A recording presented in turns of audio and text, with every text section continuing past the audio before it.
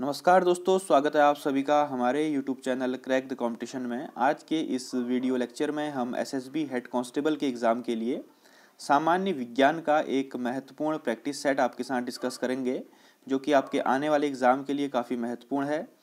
सभी क्वेश्चंस आपको हिंदी और इंग्लिश दोनों लैंग्वेज में अपीयर होंगे और इनकी पीडीएफ के लिए आप हमारे टेलीग्राम ग्रुप को ज्वाइन कर सकते हैं, जिसका लिंक डिस्क्रिप्शन बॉक्स में दिया हुआ है। दोस्तों, एसएसबी हेड कांस्टेबल का जीके का जो सिलेबस है उसमें हम लगभग सभी टॉपिक्स को कवर कर रहे हैं। आप प्रीवियस वीडियोस को भी देख सकते हैं। तो इसमें एक टॉपिक है साइंस एंड टेक्नोलॉजी, तो इसी को ध्यान में रखते हुए ये वीडियो बनाई जा रही है। तो शुरू करते हैं। आज का पहला प्रश्न दोस्तों, पहला प्रश्न है life saving hormone is secreted bye. तो हमारी बॉडी में जो जीवन रक्षक हार्मोन होते हैं वह किसके द्वारा स्रावित किए जाते हैं? तो इसका आंसर है एड्रिनल ग्लैंड द्वारा। ठीक, लाइफ सेविंग हार्मोन जो है वो एड्रिनल ग्रंथि द्वारा स्रावित किए जाते हैं। दोस्तों, लाइफ सेविंग हार्मोन जो है वो होते हैं एपिनेफ्रिन, उनके नाम हैं नॉर एपिनेफ्रिन और कॉर्टिसोल। यह बॉडी के मेजर स्ट्रेस हार्मोन हैं जो कि एड्रिनल ग्लैंड द्वारा स्रावित किए जाते हैं। इनका काम क्या होता है कि दोस्तों, कहीं पर भी कोई स्ट्रेसफुल सिचुएशन होती है तो उसमें ये ह्यूमन को एस्केप करने में या वहाँ से भागने में या उस कंडीशन से बचने में हेल्प करते हैं, इसीलिए इनको लाइफ सेविंग हार्मोन कहा जाता है। ऑप्शन नंबर ए इसका राइट आंसर है, एड्रिनल ग्लैंड। नेक्स्ट है which one the following glands is present in pairs in human body. तो इन ऑप्शंस में से कौन सी ग्रंथि जो है वह मानव शरीर में जोड़े के रूप में मौजूद है, यानी कि उसका एक पेयर हमारी बॉडी में मौजूद है? तो इसका आंसर है एड्रिनल ग्लैंड। ठीक है दोस्तों, एड्रिनल ग्लैंड जो है किडनी के ऊपर जो है पेयर में स्थित होती है, ठीक है, जोड़े में स्थित होती है। तो ऑप्शन नंबर ए इसका राइट आंसर है, एड्रिनल ग्लैंड। तो इंपॉर्टेंट क्वेश्चन हो सकता है एग्जाम के लिए। नेक्स्ट है tikka disease is related to which crop.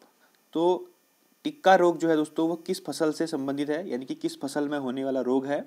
तो इसका आंसर क्या हो जाएगा, ग्राउंड नट, यानी कि टिक्का डिजीज जो है वो मूंगफली में होती है। ठीक है दोस्तों, ऑप्शन नंबर सी इसका राइट आंसर है, इसको ध्यान रखिएगा। अगला प्रश्न है the cell wall of xylem cells is rich in. तो जो जाइलम कोशिकाएं होती हैं उनकी जो कोशिका भित्ति होती है, सेल वॉल होती है, वह किससे बनी होती है? वह बनी होती है दोस्तों लिग्निन से। ठीक, लिग्निन एक कॉम्प्लेक्स ऑर्गेनिक पॉलीमर होता है। और दोस्तों, जाइलम का कार्य क्या होता है, ये भी क्वेश्चन भी एग्जाम में पूछा जाता है। तो जाइलम क्या करता है, मिट्टी से, सॉइल से वाटर और न्यूट्रिएंट को पौधे के स्टेम और लीव्स तक, तने और पत्तों तक पहुंचाता है। ठीक, सॉइल से वाटर और न्यूट्रिएंट को जो पौधा होता है उसके स्टेम्स और लीव्स तक पहुंचाता है जाइलम। ठीक, तो ऑप्शन नंबर सी इसका राइट आंसर है कि जो जाइलम की कोशिकाएं होती हैं उनमें लिग्निन जो है बहुत पाया जाता है। Next, bone is used as a fertiliser because it contains the plant nutrient. तो जो दोस्तों हड्डियां होती हैं उनको उर्वरक के रूप में भी उपयोग किया जा सकता है। ठीक, क्योंकि इसमें पौधे का कौन सा पोषक तत्व होता है, इसमें फॉस्फोरस जो है प्रचुर मात्रा में पाया जाता है, जो कि एक ऑर्गेनिक फर्टिलाइजर की तरह कार्य करता है।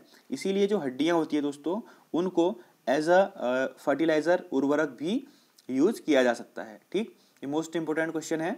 ऑप्शन नंबर 20 का राइट आंसर है phosphorus. Next, which of the following cells secrete insulin. तो कौन सी कोशिकाएं जो हैं इंसुलिन का स्राव करती हैं? दोस्तों, ये क्वेश्चन आपसे पूछा जाएगा पक्का, काफ़ी बार एग्जाम में पूछा जा चुका है। तो दोस्तों, मानव की जो पैनक्रियाज होती है, पैनक्रियाज में आइलेट ऑफ लैंगरहैंस होती हैं, जिन्हें हिंदी में लैंगरहैंस की द्वीपिकाएं कहा जाता है। वहाँ पर जो है बीटा सेल्स प्रेजेंट होती हैं और बीटा सेल्स से ही इंसुलिन नामक हार्मोन निकलता है। ठीक, पैनक्रियाज की आइलेट ऑफ लैंगरहैंस की बीटा सेल्स से इंसुलिन का स्रावण होता है। तो ऑप्शन नंबर डी इसका राइट आंसर है, बीटा सेल्स। ठीक है दोस्तों, तो इंसुलिन क्या काम करता है इसको आप मुझे कमेंट बॉक्स में लिख के जरूर बताइए। काफ़ी बार अपने प्रीवियस वीडियोज़ में बता चुका हूँ, तो उम्मीद करता हूँ आपको ये आता होगा। नेक्स्ट क्वेश्चन है vitamin B9 is also called. तो बी कॉम्प्लेक्स ग्रुप का एक विटामिन होता है B9, उसे क्या कहा जाता है? तो दोस्तों, विटामिन B9 को फॉलिक एसिड, फोलेट या फिर फॉलिक एसिड भी कहा जाता है। ठीक है, फोलेट या फिर फॉलिक एसिड भी कहा जाता है विटामिन B9 को। ऑप्शन नंबर ए इसका राइट आंसर है। तो इस प्रकार के क्वेश्चन भी एग्जाम में पूछ लिए जाते हैं, तो इनको ध्यान रखिएगा। Next, which of the following are required for the formation of bones and teeths, तो निम्नलिखित में से कौन से तत्व जो हैं वह बोन्स और टीथ यानी कि हड्डियों और दांतों के फॉर्मेशन के लिए जिम्मेदार होते हैं या आवश्यक होते हैं। तो इसका आंसर है calcium and phosphorus. Calcium and phosphorus दो ऐसे तत्व हैं जो कि हमारी बोन्स और टीथ के फॉर्मेशन के लिए रिस्पॉन्सिबल होते हैं। ठीक है, ऑप्शन नंबर डी इसका राइट आंसर है कैल्शियम एंड फॉस्फोरस। नेक्स्ट अगला प्रश्न है दोस्तों, albumin is the most important protein in blood serum, it is produced by. तो ब्लड सीरम में आपको पता है कि जो मोस्ट एबंडेंट प्रोटीन होता है उसका नाम होता है एल्बुमिन। तो एल्बुमिन जो है कहाँ पर सिंथेसाइज होता है या कहाँ पर निर्मित होता है, तो इसका आंसर है एल्बुमिन जो है लीवर में निर्मित होता है। ठीक दोस्तों, एल्बुमिन का सिंथेसाइज कहाँ पर होता है, लीवर में। ठीक, ऑप्शन नंबर सी इसका राइट आंसर है। Next, in which part of the respiratory system gases exchange takes place. तो श्वसन प्रणाली में किस भाग में गैसों का आदान प्रदान होता है। ठीक है, कार्बन डाइऑक्साइड और ऑक्सीजन का जो आदान प्रदान होता है दोस्तों रेस्पिरेटरी सिस्टम में, वह कहाँ पर होता है, तो वो होता है एल्बुलोई में। ठीक है, ऑप्शन नंबर ए एल्बुली में जो है वह गैसेस एक्सचेंज होता है। Next, which of the following minerals control growth and body weight. तो कौन सा खनिज जो है बॉडी में, कौन सा मिनरल होता है जो कि शरीर के विकास और शरीर के वजन को नियंत्रित करता है, तो इसका आंसर है आयोडीन। क्या है इसका आंसर, आयोडीन। अब आयोडीन कैसे करता है दोस्तों, देखिए जो थायराइड ग्लैंड होती है वह थायराइड हार्मोन को स्रावित करने के लिए आयोडीन की हेल्प लेती है। ठीक है, थायराइड ग्लैंड से जो भी हार्मोन निकलते हैं तो उसको फ्यूल्ड कौन करता है, आयोडीन उसको फ्यूल्ड करता है। और जो थायराइड से हार्मोन निकलते हैं वो क्या काम करते हैं, हमारी बॉडी के ग्रोथ, हमारी बॉडी के मेटाबॉलिज्म, ठीक है, और कहीं पर अगर डैमेज हो जाता है तो उसको रिपेयर को कंट्रोल करते हैं।